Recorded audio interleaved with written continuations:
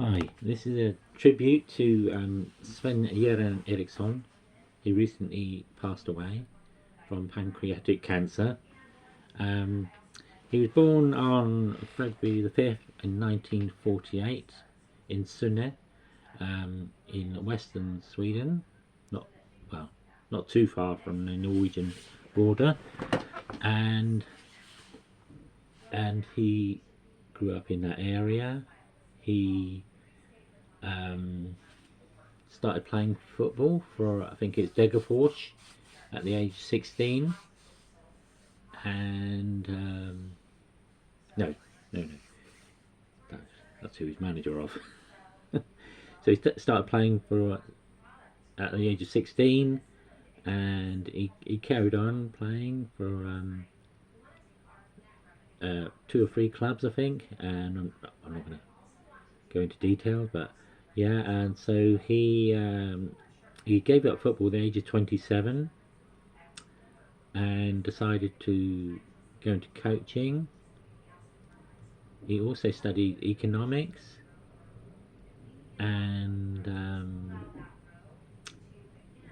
he's a PE teacher, I believe, as well as a football coach. And he was, as I said, he was manager of Degerfors, and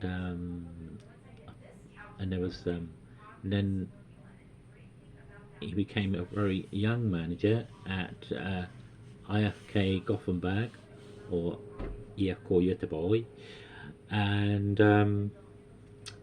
he also, yes, as I say, he was very young. He's 32.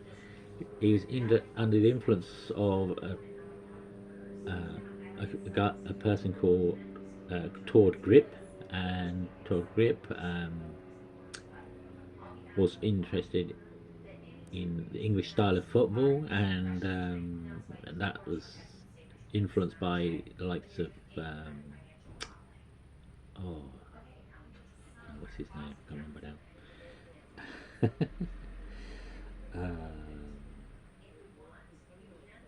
No, I can't remember. Anyhow, those two English managers, and they influenced the Swedish game, and they introduced the idea of 4-4-2,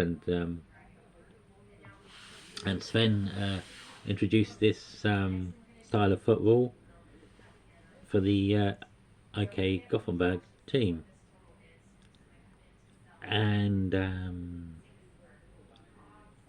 when the IFK Gothenburg players saw him, they just called him the boy in a tracksuit or something like that, and they didn't think much of him. But he did okay in his first season. But he said he needed, and IFK Gothenburg, one of Sweden's biggest clubs, Sweden's second city, so he told the board, the managerial board at IFK Gothenburg, that he needed 3 players, and so he needed a goalkeeper, a left back, and a centre forward, and so 1982. This is like 1981. So, and with a team of mainly amateur players, like plumbers, electricians, only one professional player. He took the team all the way to the European final, 1982, at the age of 34, I believe. He had won the UEFA Cup, which is quite outstanding because he's playing against professional teams. And so later on, because of this, he went on to play to manage Benfica, and he managed several other teams in Italy, and he had success. He had success when he had that as well, but so he had success in Italy, in Benfica, apart from his native Sweden, and he won several titles. He was with Lazio and Roma, and I think Sampdoria, and then he went on to manage the England team in, I think it was 2001 to 2006, I think. And yes, they got to the quarterfinals of the 3 international competitions. And it was at that time he was with Nancy Delalio, and he came to England where he met Ulrika Johnson. He had an affair with her, and that didn't turn out too good. He left her, and he just went back to Nancy Delalio and didn't even contact Ulrika. So she wasn't very happy with that. He had also had another affair with Fakra Alam. This is part of his life. It's not all good. Whose life is? And so he had that, and then he's also managed Mexico, Ivory Coast, the Philippines, and 1 or 2 other national sides. He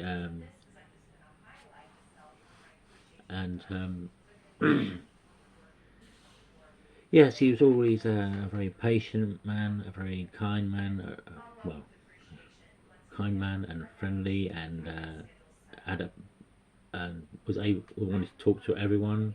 He didn't regard people different, the status as different, and treat everybody the same. And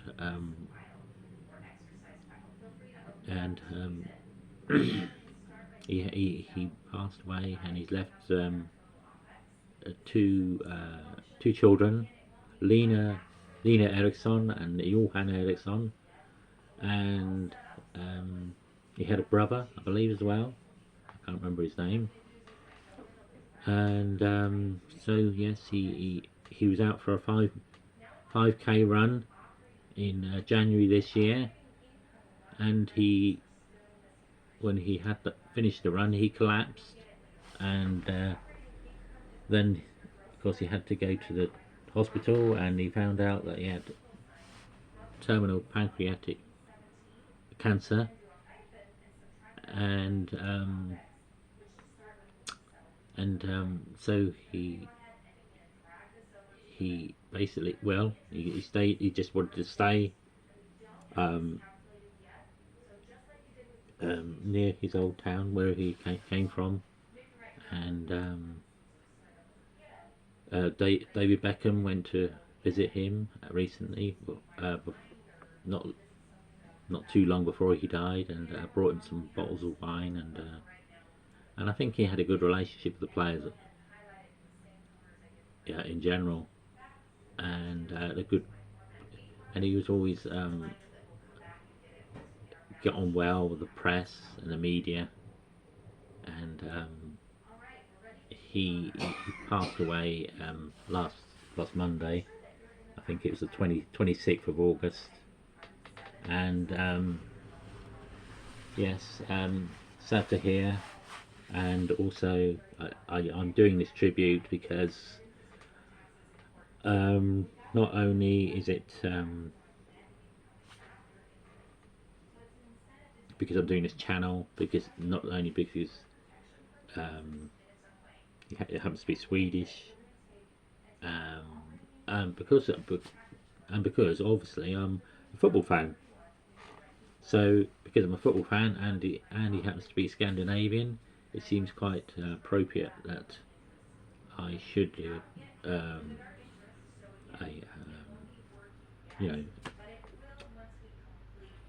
tribute to him. And so it's been good to express my thoughts on Sven, or Svenis as his nickname was, and so please subscribe, and hope you and I hope you can like and subscribe, and hopefully we'll, get some more viewers. And thank you for watching my channel. There'll be many more. Thank you. Bye bye.